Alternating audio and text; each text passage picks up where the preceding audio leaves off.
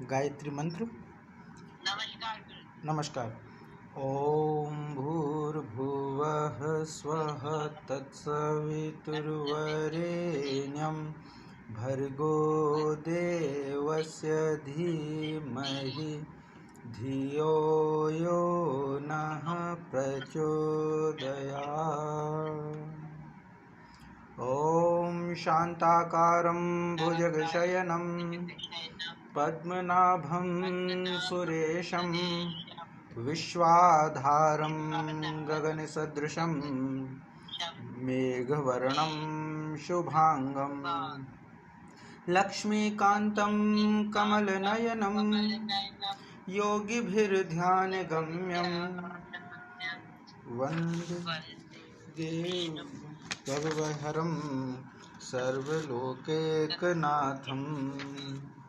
ओम यं ब्रह्मा वरुणेन्द्र रुद्रमरुतः स्तुन्वन्ते दिव्यैस्तवैर्वेदैः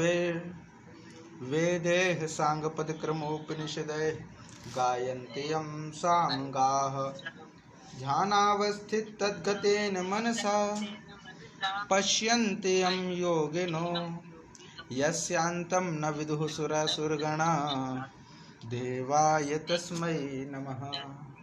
देवाय तस्मै नमः। गीता माता ऑनलाइन कक्षा में आप सभी का स्वागत है।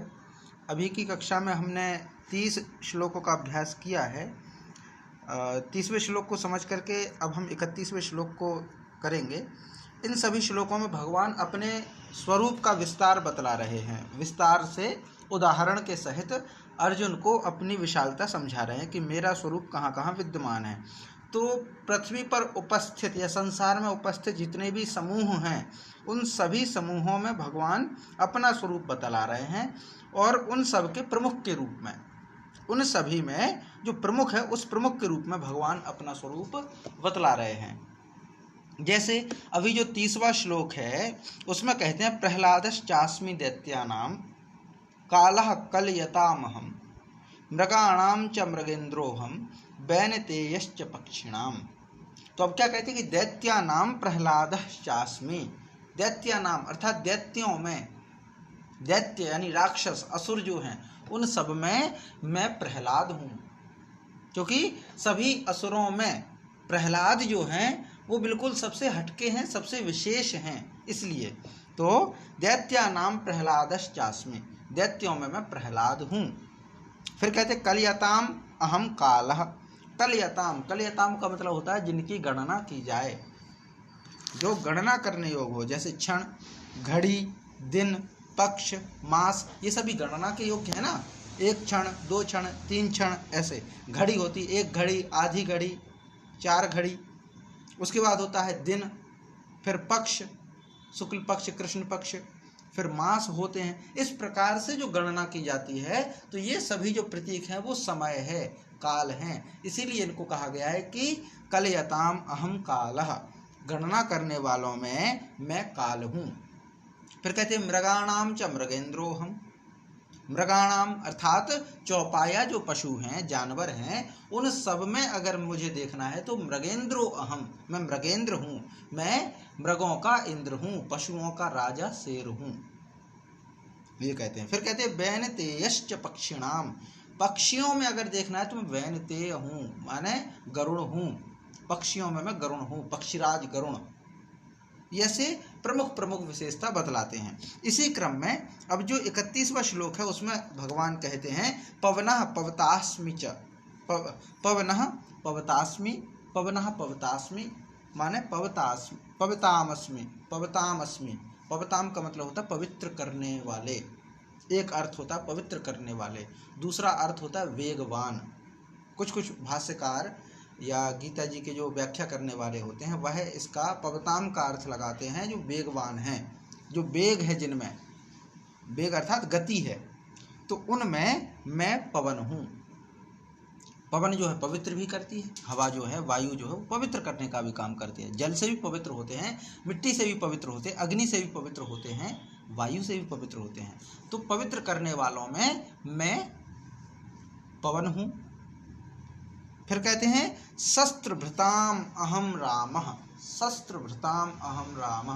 तो शस्त्रभृताम, शस्त्र धारण करने वालों में, जितने भी लोगों ने शस्त्र धारण किए हैं, तो उन सब में शस्त्रधारियों में मैं राम हूँ, क्योंकि राम का भी अपना शस्त्र है और विशेष है, इसलिए शस्त्रधारियों में मैं राम हूँ। फिर आगे कहते हैं झषाणाम मकरश्चास्मि। झषाणाम, झषाणाम का मतलब है मछलियों में। मछली तो नहीं कहना चाहिए, मछली भी कहें तो भी एक विशेष, उसमें जो जल में रहने वाले हैं। तो झषाणाम मकरो अस्मि, मकरश्चास्मि। झषाणाम मकरश्चास्मि माने जल में रहने वाले जलचर हैं, मछलियाँ आदि जो हैं, उन सब में मैं जो हूँ वो मकर हूँ, माने मगरमच्छ हूँ। झषाणाम मकरः अस्मि माने मछलियों में मैं मगर हूँ। मगर भी एक मछली जाति रूप ही है। मछली हालांकि बिल्कुल विपरीत है, मगर जो है उभयचर माना जाता है, क्योंकि वो थल पे भी कुछ समय तक विचरण कर सकता है, लेकिन प्रजाति भी अलग है। तो जल में रहने वालों में मैं मगर हूँ। फिर कहते हैं स्रोतसाम, स्रोतसाम जानवी अस्मि। स्रोतसाम, स्रोतसाम का मतलब होता है नदी। तो स्रोतसाम, स्रोत मतलब होता है नदी, स्रोतसाम माने नदियों में। जानवी अस्मि, मैं जानवी हूँ। जानवी माने गंगा नदी। जानवी क्यों? क्योंकि ये पूरी कथा इसमें आती है कि जानवी का मतलब, गंगा जी का नाम जानवी ऐसे पड़ा कि जानव नाम के राजा का वृतांत आता है। उनका यज्ञ चल रहा था, तो गंगा जी अपने वेग से प्रवाहित हो रही थीं, जो लोक श्रुति है उसके अनुसार अपने वेग से प्रवाहित हो रही थीं। तो राजा ने कहा कि मेरा यज्ञ विध्वंस हो जाएगा, यज्ञ नष्ट हो जाएगा। तो उस कारण से उन्होंने जो है गंगा नदी को अपने उदर में स्थान दे दिया और बाद में उनको निकाला। तो जब जाह्नव नाम के राजा से निकली तो जाह्नवी कहलाई, ऐसी एक कथा प्रचलित है। तो जानवी जो है वो गंगा जी का विशेषण है, गंगा जी का नाम है जानवी, जो कि भागीरथ द्वारा लाई गई थी। तो स्रोतसाम, स्रोतसाम जानवी अस्मि, नदियों में मैं गंगा हूँ, ये कहा है। तो अभी इसमें क्या कहा, हर एक उसमें चार का अर्थ बतला रहे हैं कि अहम पवताम पवनः अस्मि, मैं पवताम माने पवित्र करने वालों में मैं पवन हूँ। शस्त्रभृताम रामः अस्मि, शस्त्रधारियों में मैं राम हूँ।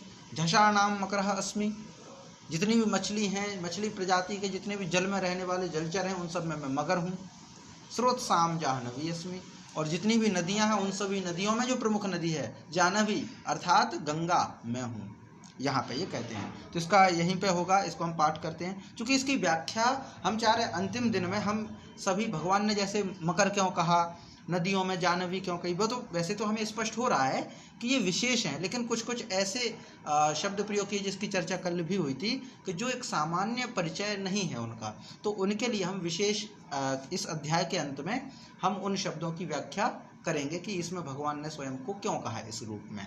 तो उनकी व्याख्या हम अंतिम दिन करेंगे, और अन्य व्याख्या इनकी यहाँ पे उतनी आवश्यक नहीं है, क्योंकि उन्होंने, भगवान ने सिर्फ अपना नाम बोला है कि इन सब में मैं हूँ।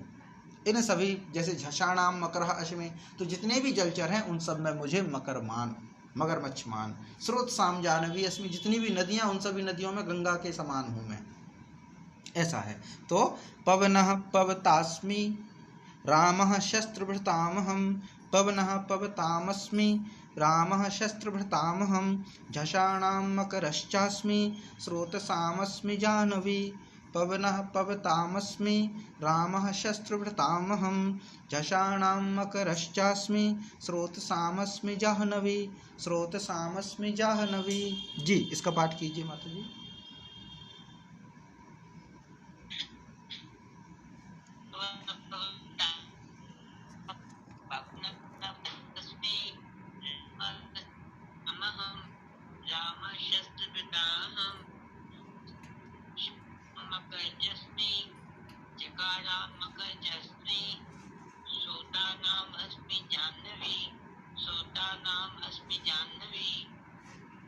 जी माता जी। हाँ गुरु जी, जी आज एक बहुत बड़ी बात क्लियर हो गई मुझे। जी हाँ, ऐसा है कि मैं बायोलॉजी की हूँ टीचर, जी ठीक है। जी तो मेरे हिसाब से मगरमच्छ जो है ये मछली नहीं है। मगरमच्छ मैमल है। जी, ये बच्चे को जन्म देता है, ये अंडे नहीं देता। अंडे नहीं देता, बिल्कुल। तो ये मछली नहीं है। तो मैं हमेशा ये कहती थी कि क्यों लिखा है कि मछलियों में, हम्म पर आज आपने क्लियर कर दिया हम्म कि मछलियों से मतलब है जलचर। जलचर। जल में जितने पशु हैं, जी जितने जी जीव हैं, जी। जलचर जो है उनमें मगरमच्छ। हाँ ये बात ठीक है। जी। मछलियाँ नहीं, मछली नहीं है। मछलियों में यहाँ हमें जलचर लेना चाहिए मतलब। जी जलचर ये है। मुझे आज बहुत सालों बाद मैं कहती थी गीता में क्यों लिखा है जी मछली नहीं है, मगर बायोलॉजी के हिसाब से मछली नहीं है। मछली नहीं है। पर अब हाँ, तो अब ये क्लियर हो गया कि उनका मतलब है जलचरों में जलचरों मैं में मगरमच्छ। मगरमच्छ हूँ, हाँ, ये है। ये क्योंकि बहुत बड़ी बारी चीज क्लियर हो गई। हाँ नहीं, इसमें एक और कारण है। जिस प्रकार जंगल में रह करके शेर से बुराई नहीं की जा सकती, एक कहावत है, जंगल में रह के शेर से बुराई नहीं की जा सकती रह करके, वैसे ही पानी में रह करके मगरमच्छ से बुराई नहीं हो सकती। ये भी एक बहुत अच्छी कहावत प्रचलित है। पानी में रह के मगर से बैर मत करो। बैर मत रखना है, बिल्कुल। पानी में रह के मगर से बैर नहीं। हाँ, तो मगर जो है वो सभी जलचरों का स्वामी है, ऐसा कह सकते हैं। हाँ, मछली तो वैसे भी अर्थ नहीं होता, क्योंकि मछली एक अलग चीज है। मछलियों में पंख होते, गल फड़े होते हैं, वो अलग प्रवृत्ति। जी हमारी बायोलॉजी के हिसाब से मछली मगर मछली नहीं है। हाँ, बिल्कुल बिल्कुल अलग है। मछलियों का मतलब हमें जलचर लेना। जलचर है। हाँ ठीक है, क्लियर। आज ये अच्छी बात समझ में आ गई। जी धन्यवाद। जी, इसीलिए अब वो व्याख्या का अंतर होता है ना, कि झषाणाम माने होता है कि जलचर में, है ना, क्योंकि शब्द जो होते हैं इनका अर्थ अलग अलग होता है प्रयोग के अनुसार। एक प्रसंगवत होता है, प्रसंगवत अर्थ अलग होता है। झषाणाम का संस्कृत में झषाणाम माने क्या है? झषाणाम तो विशेष अलग देखना पड़ेगा, लेकिन यहाँ पे जो भावगत अर्थ हो रहा है वो जलचर ही है। हाँ, अब मछलियाँ लिखा है, वो किस आधार पे लिखा वो पता नहीं है, क्योंकि मछली और मगर अलग हैं, भिन्न हैं, बिल्कुल अलग है, इसलिए। जी जी माता जी। अब इसी क्रम में हम आगे बढ़ते हैं। अब आगे कहते हैं भगवान कि सर्गाणाम आदिरंतश्च। अब 32वां जो श्लोक है, अध्याय 10 का 32वां श्लोक चल रहा है कि सर्गाणाम आदिरंतश्च मध्यम चैवाम अर्जुन चैवहम अर्जुन अध्यात्म विद्या विद्यानां वादः प्रवदतामहम्। सर्गाणाम आदिरंतश्च मध्यम चैवहम अर्जुन अध्यात्म विद्या विद्यानां वादः प्रवदतामहम्। तो अब क्या कहते हैं कि हे अर्जुन, चैवाहम अर्जुन, अर्जुन अर्थात हे अर्जुन, सर्गाणाम अर्थात सृष्टियों में। सृष्टियों से अर्थ क्या है? सृष्टियों से अर्थ पृथ्वी नहीं है, सृष्टियों का अर्थ लोक नहीं है, कोई वस्तु नहीं है। सृष्टि का अर्थ क्रिया है, सृष्टि का अर्थ है क्रिया। सृष्टि का अर्थ क्रिया के रूप में कैसे? मतलब क्रिया के रूप में है सृष्टि। सृष्टि का मतलब है कि उत्पत्ति होना, किसी चीज़ का निर्माण होना, उसको हम कहेंगे सृष्टि। सृष्टि होना होता है, सृष्टि कोई पदार्थ नहीं है। सृष्टि एक वर्ब के रूप में है, क्रिया के रूप में है। तो वह जो होगी सृष्टि का अर्थ है उत्पत्ति होना। तो उत्पत्ति होने में, यानी सृष्टियों में मैं आदि, अंत और मध्यम हूँ। भगवान कहते हैं कि सृष्टियों का आदि माने उत्पत्ति हो रही, उसका आदि, उसका अंत और उसका मध्यम माने मध्य की स्थिति मैं ही हूँ। अब जब आदि हो गया, अंत हो गया और मध्य हो गया, तो इन तीनों में जो है वह ईश्वर ही है। आदि हो, अंत हो, मध्य हो, मैं ही हूँ। फिर आगे कहते हैं अध्यात्म विद्या विद्यानाम वादः प्रवदतामहम्। तो विद्यानाम अध्यात्म विद्या, सभी विद्याओं में जो है अध्यात्म विद्या अर्थात ब्रह्म विद्या मैं हूँ। जितनी भी विद्याएं हैं उन सभी विद्याओं में अध्यात्म विद्या मैं हूँ। अध्यात्म विद्या का अर्थ क्या है? तो इसका जो अर्थ हम समझें, अधि आत्म विद्या, अधि आत्म विद्या। तो अधि को अगर हम हटाते हैं तो बचता है आत्म विद्या। आत्म विद्या अर्थात अपनी विद्या, स्वयं की विद्या। विद्या माने ज्ञान, विद्या माने ज्ञान। तो स्वयं का ज्ञान, जिसको हम कहे ब्रह्म ज्ञान या ब्रह्म विद्या। तो ब्रह्म मतलब आत्म कैसे? आत्म माने हम स्वयं, हम कौन हैं। तो इसमें बहुत गहन विश्लेषण हुआ है उपनिषदों में कि हम कौन हैं।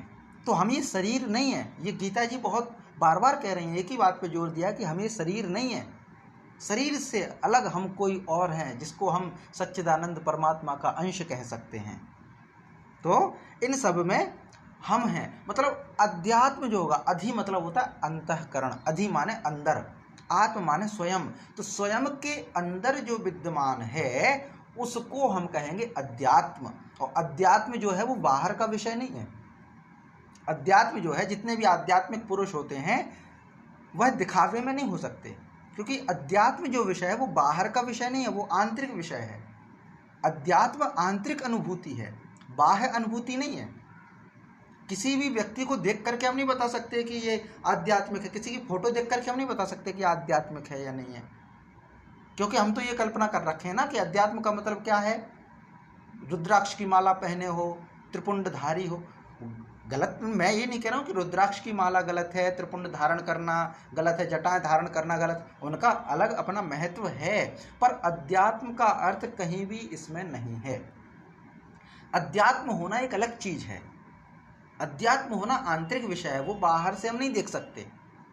कौन कितना ज्ञानी है उसके वेशभूषा से पता नहीं चल सकता, वैसे ही कौन व्यक्ति आध्यात्मिक है उसके बाहर के आवरण से पता नहीं चल सकता। तो कहते हैं कि विद्या नाम अध्यात्म विद्या, सभी विद्याओं में जो श्रेष्ठ विद्या अध्यात्म विद्या है वो मैं हूँ, अर्थात ब्रह्म विद्या जो है वो मैं हूँ। और इससे पहले जो अध्याय था राज विद्या योग, राजगुह्य योग नाम का जो अध्याय था, उसमें भी हमने पढ़ा था कि विद्याओं में जो राजा है वह विद्या कौन है। तो उसमें क्या बतलाया था, ईश्वर ने, भगवान ने ईश्वर के अंश को, अपने विस्तार को बतलाया था, अपने बारे में बतलाया था, माने ब्रह्म के ज्ञान को बतलाया था। तो सभी विद्याओं में जो श्रेष्ठ है वो अध्यात्म विद्या है, अर्थात ब्रह्म विद्या है, अर्थात ब्रह्म का ज्ञान है। इसीलिए कहा गया है कि सा विद्या या विमुक्तये, विद्या वही है जो बंधनों से मुक्त कराए। तो सबसे पहले अगर हम अध्यात्म की पहली सीढ़ी चढ़ते हैं तो सबसे पहला ये ज्ञान होता है कि हम ये शरीर नहीं हैं। उपदेश यही है कि मैं शरीर नहीं हूँ, और जब मैं शरीर नहीं हूँ तो हम फिर शरीर से मुक्त हो चले। तो एक बंधन तो छूटा, भले ना छूटे लेकिन छूटने की ओर प्रवृत्त तो हुए।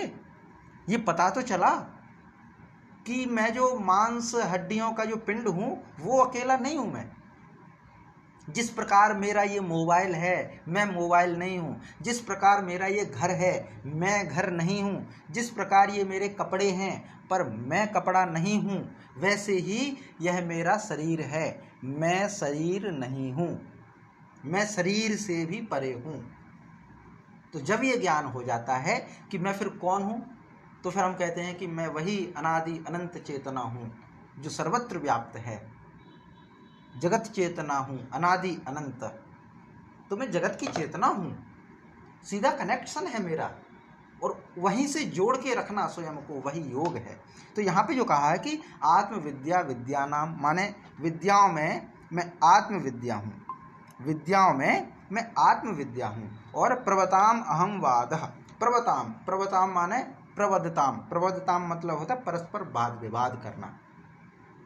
तो परस्पर वाद विवाद करना, जो डिबेट चलती है उन सभी डिबेट में, परस्पर वाद विवाद में तत्व निर्णय करने के लिए किया जाने वाला वाद में हूँ।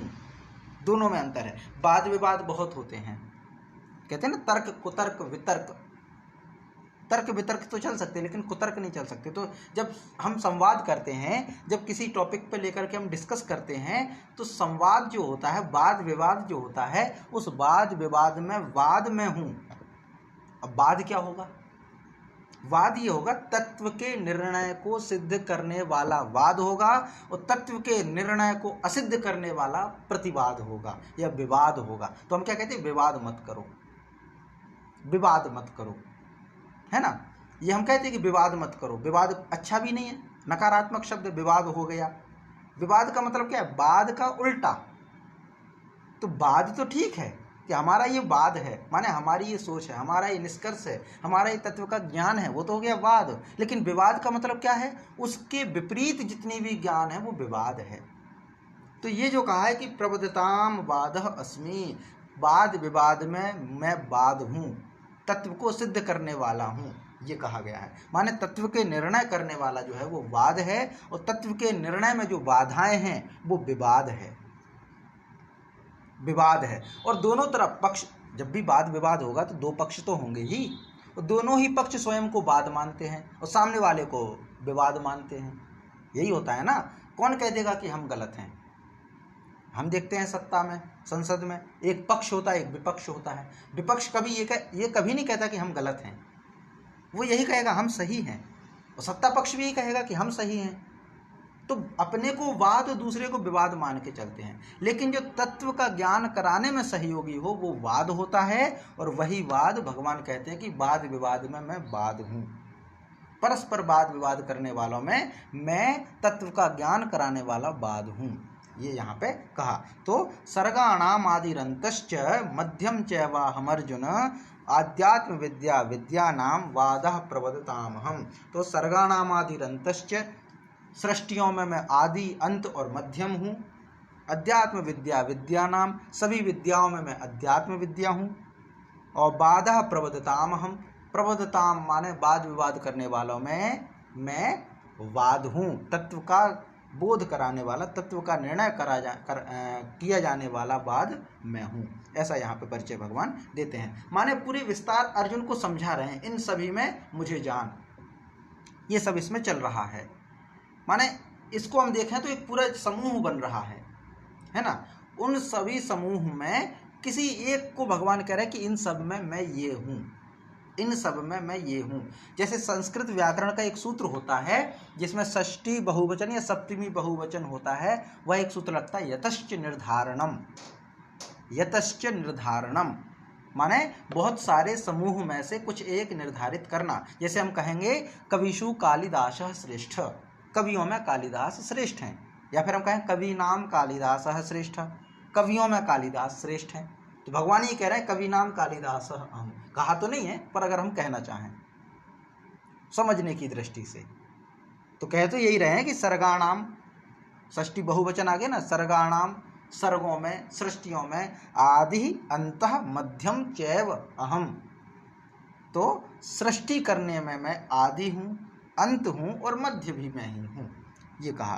तो इसमें स्वयं का निर्धारण कर रहे हैं, सभी समूह में स्वयं का निर्धारण करना है कि मैं ये हूँ, ये हूँ, ये हूँ, इस प्रकार से। तो सर्गाणामादिरन्तश्च, सर्गाणामादिरन्तश्च मध्यम चैवाहमर्जुन, मध्यम चैवाहमर्जुन अध्यात्म विद्या विद्यानाम, अध्यात्म विद्या विद्यानाम वादः प्रवदतामहं, वादः प्रवदतामहं।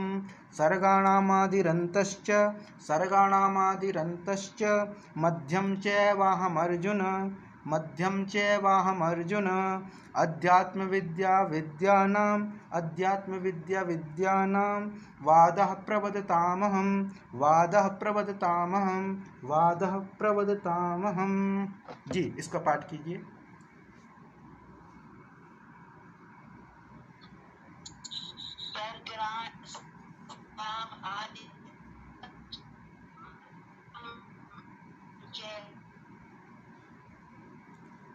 आवाज कट रही माता जी।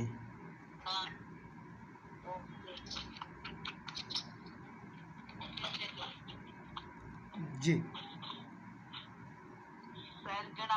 सर्गाणाम आदि अंतम च मध्यम च एव अहम अर्जुन आध्यात्म विद्या विद्यानाम वादः प्रवदतामहम्। सर्गणाम आदि अंतः च मध्यम च एव अहम अर्जुन अध्यात्म विद्या विद्यानाम वादः प्रवदतामहम्, प्रवदतामहम्। जी, धन्यवाद माता जी। अब आगे है 33वां जो श्लोक है। भगवान 33वें श्लोक में कहते हैं कि अक्षराणाम अकारोऽस्मि, अक्षराणाम अकारोऽस्मि द्वन्द्वः सामासिकस्य च अहमेवाक्षयः कालो धाताहं विश्वतो मुखम्, मुख धाताहं विश्वतो मुख।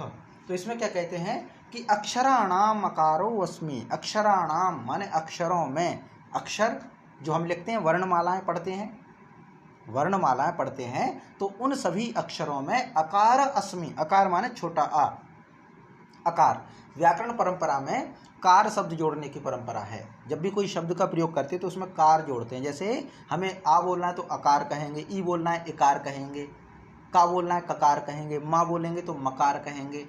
सकार होता है, लकार होता है, तकार होता है, चकार होता है, पकार होता है, इस प्रकार से। तो अकार अगर कह रहे हैं, अकार का मतलब ह्रस्व आ, छोटा आ जिसको हम कहते हैं। तो अक्षराणाम अकारो अस्मि, अक्षरों में मैं अकार हूँ। द्वंद्व सामासिकस्य च, और समासों में जो समास पढ़ते हैं, बहुब्रीहि समास, अव्ययी भाव समास, द्वंद्व समास, द्विगु समास, कर्मधारय समास, बहुब्रीहि समास, इन सभी समासों में मैं द्वंद्व समास हूँ। इन सब में मैं द्वंद्व समास हूँ। और फिर कहते हैं अहम एवाक्षय कालो, अहम एव अक्षय कालो, माने मैं अक्षय काल हूँ। मैं अक्षय हूँ, अक्षय माने जो क्षय ना हो ऐसा। तो काल हूँ माने काल का भी महाकाल हूँ। अक्षय काल का महाकाल मैं हूँ, भगवान कहते हैं, माने मेरा क्षय नहीं होता, मैं काल का भी काल हूँ। और फिर कहते हैं विश्वतो मुख, विश्वतो मुख माने विश्व की ओर मुख करने वाला। विराट माने विश्व की ओर, यानी सब की ओर। विश्व माने सबका सामूहिक जो समूह है उसको हम विश्व कहते हैं। तो सब की ओर मुख करने वाला विराट स्वरूप, सबका धाता, धाता मान होता है धारण और पोषण करने वाला, धाता कहते हैं। धाता का मतलब क्या होता है? धारण और पोषण करने वाला। सबको धारण किए हुए हो जो, और सबका पोषण करने वाला हो जो, उसको हम कहेंगे धाता। तो विश्वतो मुख, सबकी ओर मुख हो जिसका, वो विश्वतो मुख। और धाता माने सबको धारण करने वाला, सबको पोषण करने वाला। अहम एव अस्मि, मैं ही हूँ। ये परिचय दे रहे हैं भगवान कि अक्षराणाम अकारो अस्मि, अक्षरों में मैं अकार हूँ। हर एक बच्चा छोटा, सबसे पहले छोटा आ पढ़ता है, लिखना सीखता है ना। तो अक्षराणाम अकारो अस्मि, अक्षरों में मैं अकार हूँ। द्वंद्व सामासिकस्य च, समासों में मैं द्वंद्व हूँ। अहम एव अक्षय काल, मैं ही अक्षय काल हूँ। ऐसा काल जो कभी नष्ट ना हो, काल कभी नष्ट ना हो, ऐसा मैं हूँ। और धाता हम विश्वतो मुखम, धाता हम, धाता माने पालन पोषण करने वाला, धारण करने वाला मैं हूँ। और विश्वतो मुख, विश्वतो मुख माने सबकी ओर मुख वाला विराट स्वरूप मेरा है, ऐसा वो कहते हैं भगवान। तो अक्षराणामकारोऽस्मि, अक्षराणामकारोऽस्मि, द्वन्द्वः सामासिकस्य च, द्वन्द्वः सामासिकस्य च, अहमेवाक्षय कालो, अहमेवाक्षय कालो, धाताहं विश्वतो मुखः, धाताहं विश्वतो मुखः। अक्षराणामकारोऽस्मि, अक्षराणाम् अकारोऽस्मि, द्वन्द्वः सामासिकस्य च, द्वन्द्वः सामासिकस्य च, अहमेवाक्षय कालो, अहमेवाक्षय कालो, धाताहं विश्वतो मुखः, धाताहं विश्वतो मुखः, धाताहं विश्वतो मुखः। जी, इसका पाठ कीजिए। अक्षराणाम अकारोऽस्मि, अक्षराणाम अकारोऽस्मि, द्वन्द्व समासिकस्य च, द्वन्द्व समासिकस्य च, अहम एव अक्षय कालो, अहम एव अक्षय कालो, धाता अहम विश्वतो मुख, धाता अहम विश्वतो मुख। जय मां। जय मां। अब आगे है अगला 34वां श्लोक है। इसमें भगवान कहते हैं कि मृत्यु सर्वहरश्चाहम उद्भवश्च भविष्यताम, कीर्ति श्रीवाक्च नारीणाम, स्मृतिर्मेधा धृति क्षमा। मृत्यु सर्वहरश्चाहम उद्भवश्च भविष्यताम, कीर्तिर श्रीवाक्च नारीणाम, स्मृतिर्मेधा धृति क्षमा। तो अब इसमें क्या कहते हैं कि अहम सर्वहरः मृत्यु, मैं सबका हरण करने वाला मृत्यु हूँ। और भविष्यताम उद्भवः, और उत्पन्न करने वालों में मैं हेतु हूँ। ये कहा माने अहम माने मैं, भगवान कहते हैं कि अहम माने मैं, भगवान कहते हैं मैं सर्वहरः मृत्यु, सबका हरण करने वाला मृत्यु मैं हूँ, सबके प्राणों को हरण करने वाला मृत्यु मैं हूँ। और भविष्यताम उद्भवः, और उत्पन्न होने वालों में, भविष्य में जो उत्पन्न होंगे उन सब का उत्पत्ति का हेतु भी मैं ही हूँ। सबका मृत्यु का कारण भी मैं ही हूँ, सबकी उत्पत्ति का कारण भी मैं ही हूँ। माने मैं ही सबको उत्पन्न करता हूँ और मैं ही सबका विनाश करता हूँ। सबका नाश करने वाला मृत्यु मैं हूँ और सबको उत्पन्न करने वाला कारण, जन्म देने वाला जो है वो मैं ही हूँ, ऐसा कहते हैं। फिर आगे कहते हैं कि नारीणाम कीर्तिर श्री वाक स्मृति मेधा धृति क्षमा च अस्मि। और स्त्रियों में जो कीर्ति है, कीर्ति का मतलब क्या है, कीर्ति आदि ये 7 देवियों की स्त्रियां, स्त्रीवाचक नाम वाले गुण है, प्रसिद्ध हैं। ये दोनों प्रकार से भगवान की विभूतियां हैं। माने स्त्री नाम वाले, जैसे कहा ना स्त्रियों में मतलब क्या है, ये भाव हैं, 2 अर्थ हैं इसमें। एक तो इनको हमने प्रयोग किया है स्त्री के रूप में, जैसे कीर्ति है स्त्री का नाम है, श्री स्त्री का नाम है, वाक देवी हैं, स्मृति देवी हैं, मेधा देवी हैं, धृति क्षमा ये सभी स्त्रियों के नाम हैं। माने अगर इन नामों को देखा जाए तो स्त्री नाम है, ये स्त्रीलिंग हैं, लेकिन ये भाव भी हैं। कीर्ति माने जो फैलता सम्मान होता है हमारा, कीर्ति फैली रहती है, हम कहते हैं ना सम्मान है हमारा, यश कहते हैं जिसको, तो कीर्ति हो गई। श्री माने होता है समृद्धि, धन से संबंधित। वाक का मतलब होता है वाणी, ये गुण है सभी।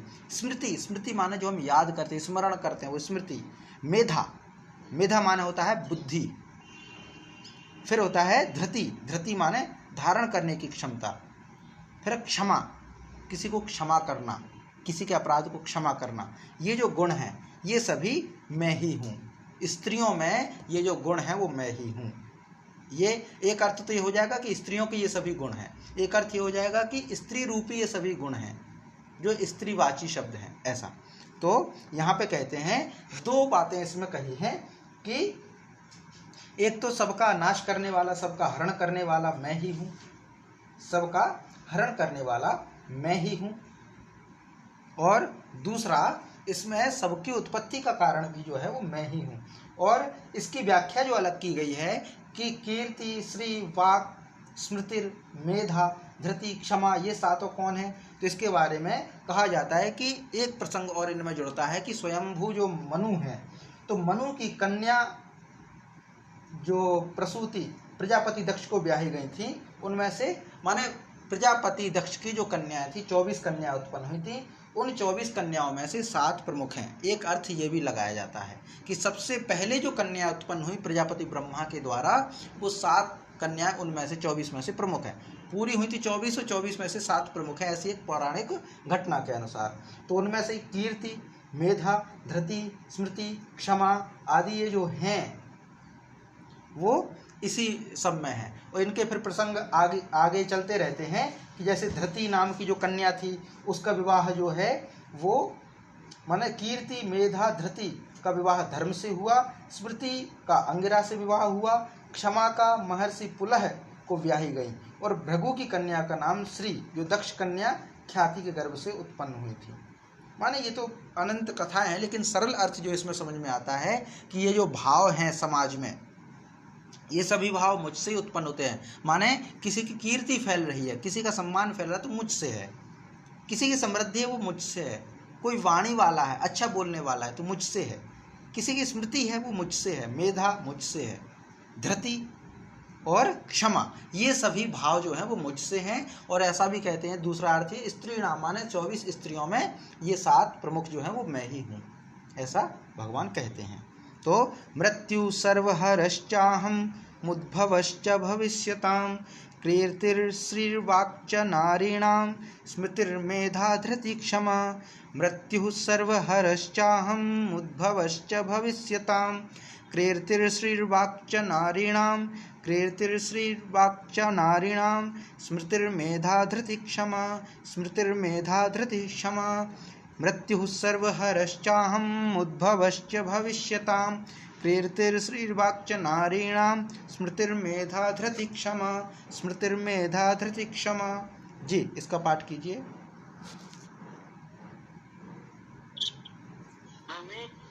मृत्यु सर्वहरश्चाहम उद्भवश्च भविष्यताम कीर्तिर्श्रीर्वाक्च नारीणां स्मृतिर्मेधा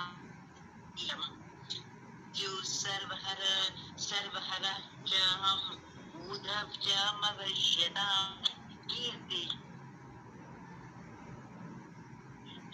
मेधा जदी क्षमा। जी, धन्यवाद माता जी। अब आगे गुरुजी जी, ये वाक और धृति का मतलब बता दीजिए। वाक का मतलब है वाणी, अच्छा, और धृति का अर्थ जो समझ में आ रहा है वो धैर्य। धैर्य। जी धन्यवाद। जी। अब आगे जो है, धन्यवाद जी माता जी, धन्यवाद। अब 35वां जो श्लोक है उसमें कहते हैं बृहत् साम तथा सामनाम गायत्री छंदसाम हम मासा नाम मार्ग शीर्षो हम मृत्यु नाम कुसुमाकरः। अब इसमें ये भी प्रसिद्ध है, प्रचलित है, बोला जाता है अक्सर कि बृहत् साम च सामनाम गायत्री छंदसाम हम मासा नाम मार्ग शीर्षो हम मृत्यु नाम कुसुमाकरः। तो अब इसमें क्या कहते हैं कि साम नाम माने गायन करने वालों में, साम का अर्थ है गायन से, साम का अर्थ है गायन से। अक्सर सामवेद में जो मंत्र हैं, गायन मंत्र हैं, वह ऋग्वेद से ही हैं, लेकिन साम में उनका एक विशेष है कि वो गायन योग्य हैं, उनको गायन किया जा सकता है, इसीलिए उनको हमने सामवेद को अलग एक गायन का वेद, गंधर्व वेद के अंतर्गत माना गया, क्योंकि वो गायन से संबंधित जुड़ा हुआ है। तो यहाँ पे कहा साम नाम माने गायन योग में, अहम माने मैं, गायन करने योग्य में मैं बृहत् साम हूँ। बृहत् साम माने साम का ही एक रूप है, बृहत् साम जिसको हमने कहा, माने सामों में बृहत् साम, बृहत् नाम का एक साम है, उसमें प्रधान है, माने सभी साम जो वेद पढ़ते हैं उसमें बहुत सारे भाग हैं, उन सभी भागों में एक जो है वो बृहत् है। तो बृहत् जो है वो मैं हूँ, भगवान कहते हैं। गायन करने योग्य जो मंत्र हैं उन सब में बृहत् साम मैं हूँ। फिर कहते हैं छंद साम अहम गायत्री, छंदों में मैं गायत्री छंद हूँ। छंद बहुत सारे हैं, उनमें से प्रमुख छंद 7 वैदिक छंद माने जाते हैं, जैसे गायत्री, ऊष्णिक, जगती, अनुष्टुप, त्रिष्टुप, पंक्ति, ये बहुत सारे 7 छंद प्रमुख हैं, ऐसे और भी छंद हैं। तो उन सभी छंदों में छंदसाम माने छंदों में मैं गायत्री छंद हूँ, जिसमें 24 वर्ण माने जाते हैं, 24 वर्ण वाला गायत्री छंद है। तो छंदसाम अहम गायत्री माने छंदों में मैं गायत्री हूँ। मासा नाम मार्ग शीर्षो हम, मासा नाम माने महीनों में, मार्ग शीर्ष हूँ मैं। मासा नाम मार्ग शीर्षो हम, माघ महीनों में मैं मार्ग शीर्ष हूँ। ऋतु नाम कुसुमाकरः, ऋतुओं में, 6 ऋतुओं की जो बात चलती है उन सभी ऋतुओं में मैं कुसुमाकर हूँ, माने वसंत ऋतु हूँ। कुसुमाकर कहा जाता है वसंत को। तो इसमें हो जाएगा कि गायन करने में जो श्रुतियाँ हैं उन सभी गायन करने योग्य श्रुतियों में, श्रुति का अर्थ होता है वेद, श्रुति का अर्थ होता है वेद संहिता, जिनका हम श्रवण करते करते परंपरा से चलते हैं। जो वेदों का नाम श्रुति पड़ा, इसलिए पड़ा श्रुति नाम क्योंकि गुरु शिष्य को सुनाता था, तो गुरु से सुन करके शिष्य ने स्मरण किया, क्योंकि पहले श्रुति परंपरा थी, लिखने की परंपरा नहीं थी, श्रुति परंपरा से आगे बढ़ते थे। बाद में फिर ये संकलन तो बाद में वेद व्यास जी ने किया है, उससे पहले भी वेद थे, वेद व्यास जी से पहले वेद थे। और वेदों के बारे में तो कहा जाता है कि अपौरुषेय वाक्यम है, किसी पुरुष के द्वारा लिखे हुए नहीं है, ये ईश्वरीय वाणी है। ऋषियो मंत्र दृष्टारः नातु सृष्टारः, एक पंक्ति चलती है बहुत सुंदर, वैदिक जो अध्ययन चलता है उसमें, ऋषियो मंत्र दृष्टारः नातु सृष्टारः, ऋषियों ने मंत्रों के दर्शन किए, दृष्टा ऋषि हैं, सृष्टा नहीं है, सृजन करने वाले नहीं है ऋषि, उन्होंने तो दर्शन किए हैं। और ये मंत्र जो है वो ईश्वर के हैं, मनुष्य के रचे हुए नहीं है, इसीलिए ये कहा गया है। तो पहले जो परंपरा थी, लिखने की परंपरा ना होने के कारण श्रुति परंपरा चली, सुनाए जाते थे वेद, वेद श्रवण किए जाते थे, मनन किए जाते थे, और फिर उनका पालन किया जाता। तो श्रवण मनन निदिध्यासन 3 प्रचलित विधियां होती थीं स्मरण करने के लिए, किसी चीज़ को अध्ययन करने के लिए, श्रवण मनन निदिध्यासन। तो श्रवण परंपरा से जो वेदों का ज्ञान आगे चलता था तो उसको कहते थे श्रुति। लेकिन बाद में ऐसी एक समस्या आने लगी कि भाई जो मेधावी छात्र है वह तो ये श्रुतियों को, वेदों को जल्दी कंठस्थ कर लेता था, लेकिन जो सामान्य विद्यार्थी है या फिर जो अल्प मेधा वाला है, जिसकी बुद्धि तेज नहीं है, उसको याद करने के लिए, वह वेदों को याद करे तो पूरी जिंदगी बीत जाती थी। तो कैसे काम चलाएं? तब ये परंपरा आई कि वेदों का विभाजन किया जाए, वेदों का संकलन किया जाए, वेदों का व्यास किया जाए। व्यास करना माने विभाजन करना, बांटना, विस्तार करना। तो इसके लिए एक व्यक्ति चुने गए, उनका नाम था महर्षि कृष्णद्वैपायन। कृष्णद्वैपायन, चूंकि उन्होंने वेदों का विभाजन अपने शिष्यों से कराया तो वेद व्यास कहलाए। वेदों का व्यास करने का काम उन्होंने किया, इसलिए वो वेद व्यास कहलाए। और उन्होंने अपने प्रमुख चार शिष्यों को उन्होंने वेदों के विभाजन की जिम्मेदारी दी। तो इस प्रकार से उन्होंने वेदों का विभाजन कराया, वेदों का व्यास करवाया, इसलिए वेद व्यास कहलाए वो। तो ये कहते हैं कि जो श्रुति है, श्रुतियों में मैं साम हूँ, बृहत साम हूँ। और छंद साम गायत्री, छंद जो हैं विशेष महत्व होते हैं। वेदांग का जब अध्ययन करते तो उसमें छंद को कहा गया है वेद पुरुष का पैर। छंदः पादोतु वेदस्य, एक सूत्र है उसमें कहते छंदः पादोतु वेदस्य। छंद जो है वो वेद के पैर हैं। बिना पैर के कोई व्यक्ति जैसे आगे गमन नहीं कर सकता, उसकी गति नहीं हो सकती, वैसे ही बिना छंदों का अध्ययन किए हुए वेदों का पाठ हो पाना संभव नहीं है, बिना छंदों का अध्ययन किए। तो छंद साम गायत्री, छंदों में मैं गायत्री हूँ। और ऋग्वेद का पहला जो छंद है वो गायत्री ही है। ऋग्वेद का पहला मंत्र है अग्निमीड़े पुरोहितम, तो अग्नि से शुरुआत होती है और इसमें जो छंद है वो गायत्री छंद है। तो छंद साम गायत्री, छंदों में मैं गायत्री हूँ। मासा नाम मार्गशीर्ष, सभी मास में मैं मार्गशीर्ष हूँ। ऋतु नाम कुसुमाकर अहम अस्मि, ऋतुओं में मैं कुसुमाकर हूँ। कुसुमाकर अर्थात वसंत हूँ मैं, सभी ऋतुओं में मैं वसंत ऋतु हूँ, ऐसा इन्होंने कहा इसमें। तो बृहत् साम तथा सामनाम, बृहत् साम तथा सामनाम गायत्री छंदसामहम, गायत्री छंदसामहम। मासानां मार्गशीर्षोऽहं, मासानां मार्गशीर्षोऽहं। ऋतूनां कुसुमाकरः, ऋतूनां कुसुमाकरः, ऋतूनां कुसुमाकरः। जी, इसका पाठ कीजिए।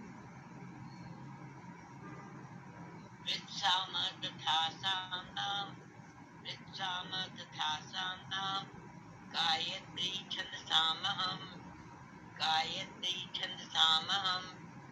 मासानां मार्गशीर्षो, मासानां मार्गशीर्षोऽहं, मासानां मार्गशीर्षोऽहं। ऋतूनां कुसुमाकरः, ऋतूनां कुसुमाकरः। जी, धन्यवाद माता जी, जय माँ। आगे की कक्षा में हम अगला श्लोक लेंगे। आज की कक्षा में हम यहीं तक रखते हैं, शांति पाठ करेंगे। ओम सहनाववतु सहनौ भुनक्तु सह वीर्यं करवावहै तेजस्विनावधीतमस्तु मा विद्विषावहै। ओम शांति शांति शांति। जी, नमस्ते माता जी।